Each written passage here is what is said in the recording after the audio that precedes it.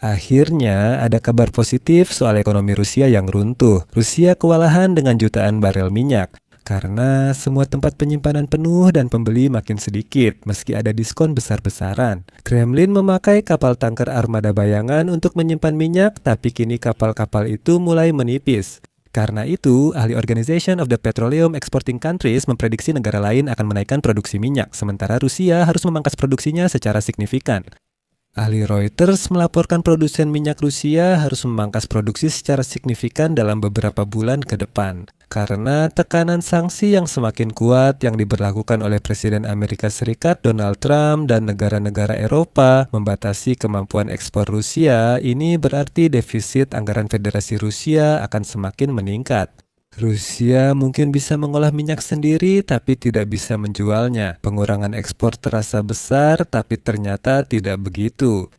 Serangan Ukraina terhadap kilang minyak di Rusia sudah menyebabkan kenaikan harga bahan bakar di stasiun pengisian bahan bakar umum Rusia. Nama saya Alexei Peci. Mari kita bahas topik ini bersama-sama. Tapi sebelum kita mulai episode ini, saya minta kalian untuk subscribe channel ini, beri like, dan tulis komentar kalian di bawah episode ini, serta jangan lupa follow channel Telegram saya, Peci News. Linknya ada di deskripsi video. Di sana kami mempublikasikan berita terbaru begitu kami menerimanya. Para ahli meyakini produsen minyak Rusia harus memangkas produksi secara signifikan dalam beberapa bulan ke depan karena tekanan sanksi yang semakin kuat yang diberlakukan oleh Amerika Serikat dan Eropa membatasi kemampuan ekspor Rusia. Tempat penyimpanan di Rusia hampir penuh.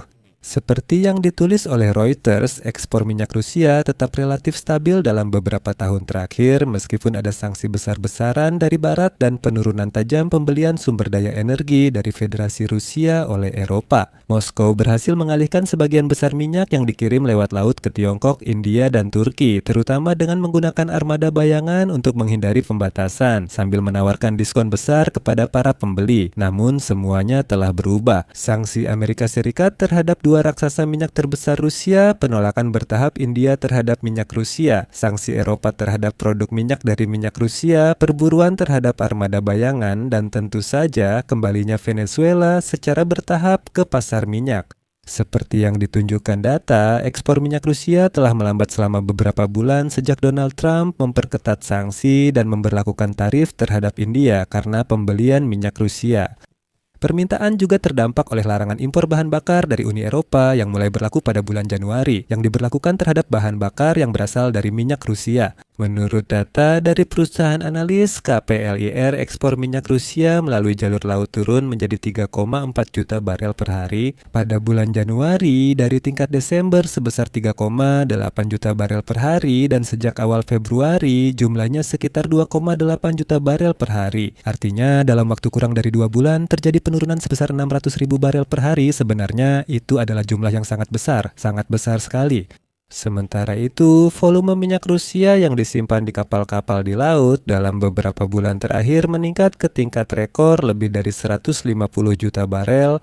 Artinya, kapal-kapal tanker dengan volume minyak tersebut hanya mengapung di laut lepas, banyak tanker yang memperlambat kecepatan, dan beberapa bahkan berhenti total dan sekarang hanya mengapung di laut. Faktor ini menunjukkan turunnya permintaan minyak Rusia, serta munculnya ide baru dari Komisi Eropa. Sanksi menyeluruh terhadap setiap perusahaan yang melayani pengiriman minyak Rusia melalui laut atau yang terkait dengannya, jauh melampaui langkah-langkah sebelumnya. Artinya, jika sebelumnya bahkan beberapa perusahaan Eropa jujur saja masih bekerja sama dengan orang Rusia, sekarang bahkan mendekati mereka saja sudah menjadi hal yang berbahaya. Jika kamu ketahuan bekerja sama dengan orang Rusia, kamu yang akan kena sanksi, bukan mereka. Jadi, ide Komisi Eropa adalah jika kamu sedikit saja terlibat dengan orang Rusia, kamu akan langsung terkena sanksi yang sangat berat. Tekanan pada ekspor Rusia diperkirakan meningkat dalam beberapa bulan ke depan karena India sebagai pembeli terbesar minyak Rusia lewat laut berencana mengurangi pembelian sesuai perjanjian dagang dengan Amerika Serikat. Trump menyatakan New Delhi setuju menghentikan impor dari Rusia sesuai perjanjian. Meskipun para pejabat India berusaha sangat hati-hati dalam mengomentari topik ini. Menurut data KPLR, India membeli sekitar 1,7 juta barel per hari minyak Rusia pada tahun 2025 yang merupakan sekitar setengah dari seluruh ekspor minyak laut Moskow. Volume pembelian turun jadi sekitar 1,1 juta barel per hari pada Januari. Meskipun Februari diperkirakan sedikit pulih, mulai Maret pasokan diprediksi turun signifikan. Menurut Reuters, 3 perusahaan minyak negara terbesar India menghentikan penerimaan penawaran pasokan minyak dari Rusia untuk Maret dan April, bahkan enggan membahasnya. Namun, impor ke India kemungkinan tidak akan benar-benar nol. Perlu dipahami, mereka punya kilang minyak Nayara Energi berkapasitas 400.000 barel per hari.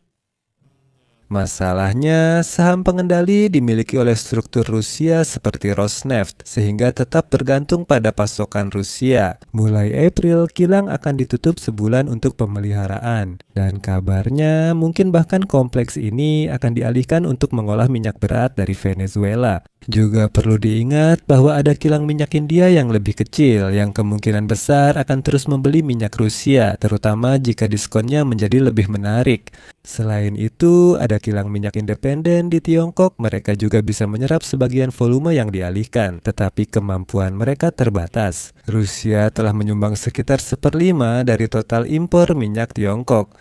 Dan Beijing selalu berusaha menghindari ketergantungan berlebihan pada satu pemasok, dan kecil kemungkinan mereka akan secara signifikan meningkatkan pembelian minyak Rusia. Tiongkok bertindak cerdas tanpa monopoli, namun situasi ini memicu reaksi berantai dan perlambatan pembelian berdampak negatif pada logistik minyak Rusia.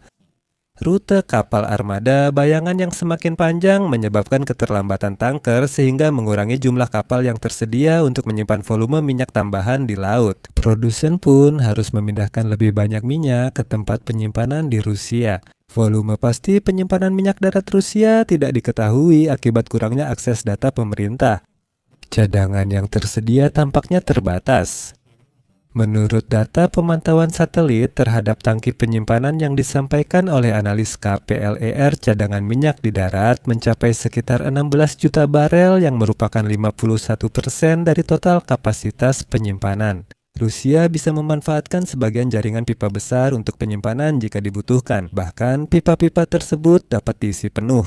Menurut KPLER, penyimpanan di pipa dan tangki dengan atap tetap yang tak bisa dipantau satelit dapat menaikkan total kapasitas penyimpanan darat hingga sekitar 100 juta barel. Namun, cadangan seperti itu mungkin tetap tidak cukup. Rusia memproduksi sekitar 9,3 juta barel per hari, di mana sekitar setengahnya diekspor. Dengan laju seperti itu, tempat penyimpanan bisa cepat penuh jika ekspor tetap dibatasi, sehingga produsen tidak punya pilihan lain selain mengurangi volume produksi. Para ahli memperkirakan produksi minyak Rusia bisa turun minimal 300.000 barel per hari hanya pada Maret-Mei. Itu pun perkiraan sangat optimis. Karena jangan lupa bahwa drone Ukraina menghancurkan kilang minyak Rusia. Dan perlu diingat bahwa pasar domestik juga sangat menderita. Perlu diingat, pendapatan penjualan minyak dan gas menyumbang sekitar 1/4 pemasukan anggaran federal Rusia. Namun, pendapatan anggaran federal dari minyak dan gas pada Januari tahun ini turun 50% dibanding periode sama tahun lalu, terendah sejak Juli 2020, dan ini bukan khayalan saya. Ini laporan resmi Kementerian Keuangan Federasi Rusia 4 Februari. Tidak percaya? Kunjungi situs web Kementerian Keuangan Rusia dan baca informasinya. Penurunan produksi minyak yang dikombinasikan dengan peningkatan diskon ekspor dapat semakin melemahkan pendapatan minyak Moskwa. Tekanan finansial terhadap Kremlin akan meningkat sesuai tujuan sanksi Barat. Artinya, sanksi mulai efektif meski lambat. Saya berharap semuanya berjalan baik. Semoga pendapatan minyak Rusia tidak turun sampai nol, tapi bisa turun seminimal mungkin. Saya akan berhenti sebentar, tulis pendapat dan kesimpulan Anda di kolom komentar episode ini. Jika episode ini bermanfaat dan menarik bagi Anda bisa mendukung channel YouTube ini secara finansial dengan donasi atau berlangganan berbayar. Semua tautan dan detail ada di deskripsi video. Silakan pilih platform dan format yang paling nyaman untuk Anda. Saya akan sangat berterima kasih atas dukungan apapun dari Anda. Itu saja untuk sekarang, jaga diri Anda, sampai jumpa.